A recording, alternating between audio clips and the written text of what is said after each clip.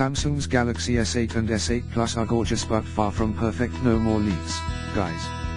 Samsung's next flagship phones, the Galaxy S8 and S8 Plus, are officially official.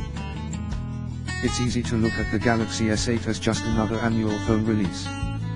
The phone's definitely prettier, the screen's larger, and there's the very interesting Bixby AI assistant on board. But it's not just another phone launch.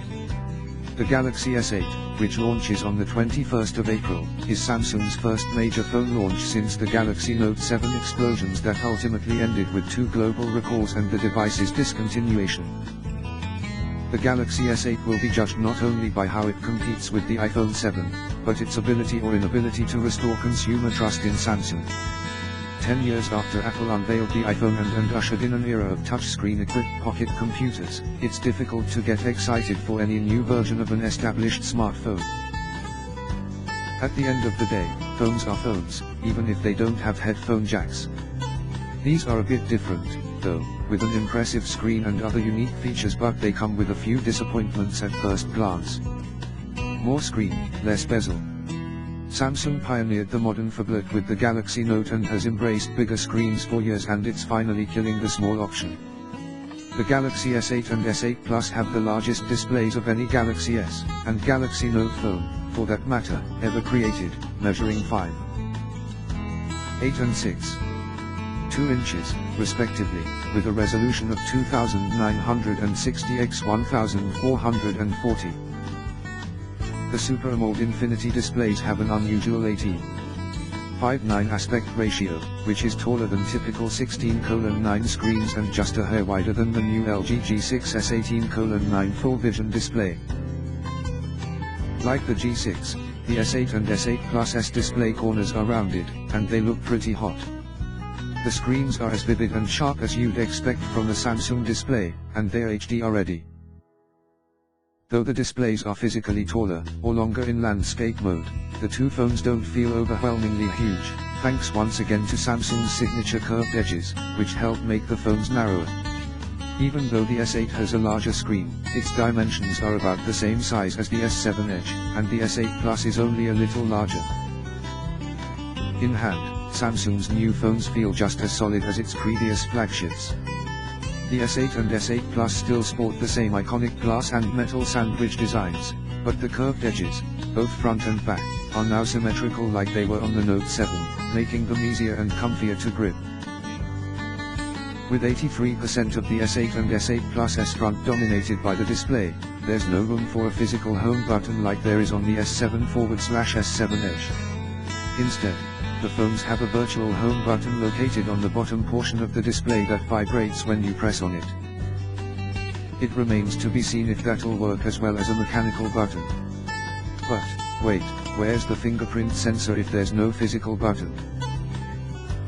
Unfortunately, the rumors are true, and Samsung moved it to the back of the phone, right next to the camera. The new back-positioned fingerprint sensor just reads your fingerprint, and isn't a pressable button. And yes, unless you have super long fingers, the fingerprint sensor's not easy to reach, and you will end up smudging the back camera a lot. On the plus side, like the S7, the Galaxy S8 and S8 Plus are IP68 dust and water resistant, which means they are submergible in up to 5 feet of water for up to 30 minutes. What's a new flagship phone if it's not faster?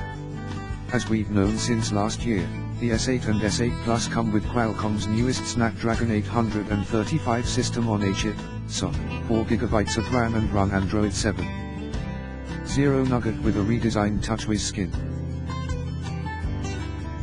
Both phones come with 64GB of storage and a microSD card slot for adding an additional 256GB more.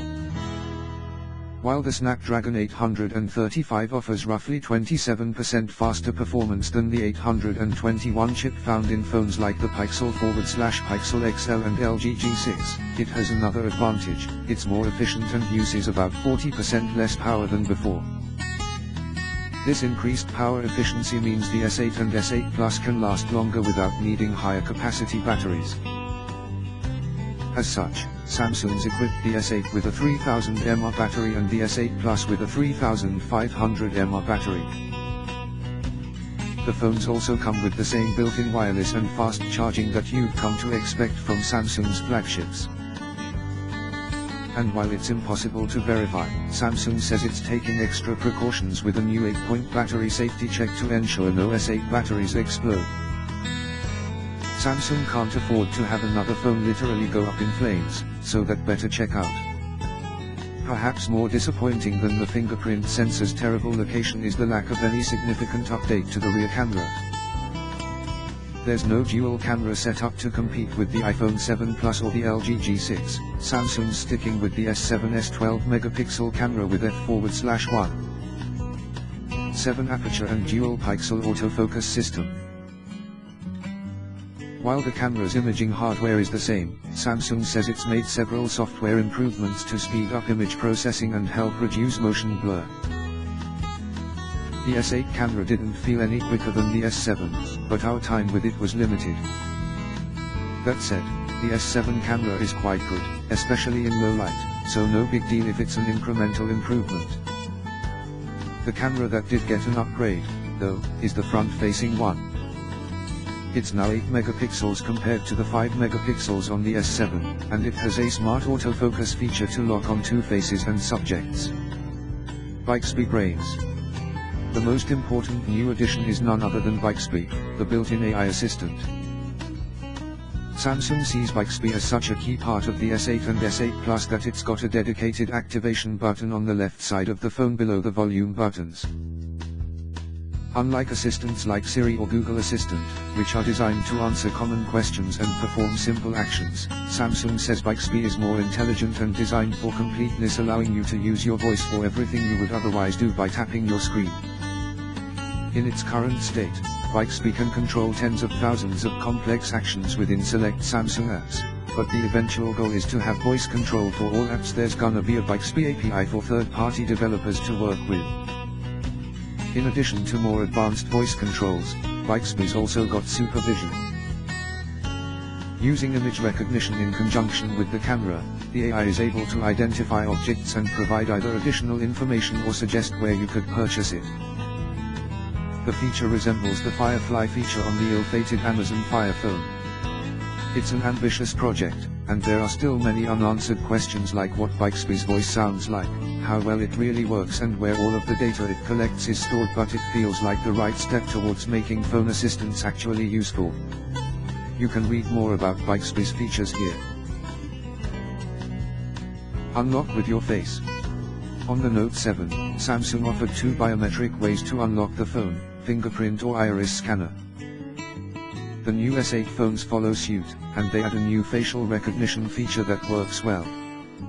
With the iris scanner, you will need to press the power button or wake up the lock screen, but at least it's more secure.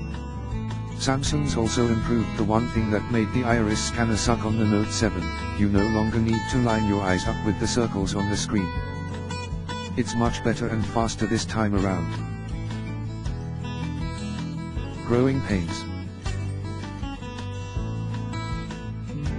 A year ago, when I got a preview of the Galaxy S7 and S7 Edge, my first impression was that Samsung had finally made phones with virtually no compromises.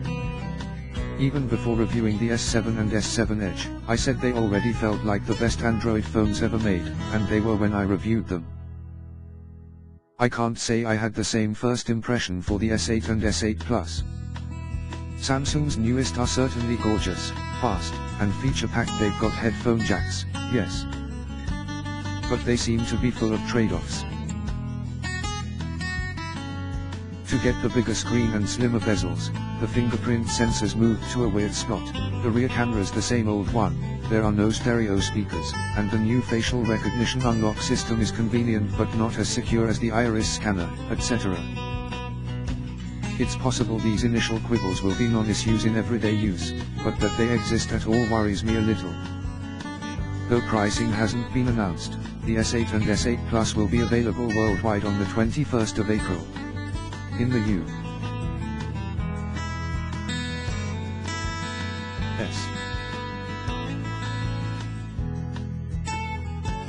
The phones will be available in three colors, Midnight Black, Orchid Grey and Arctic Silver. In South Korea, Maple Gold and Coral Blue will also be color options.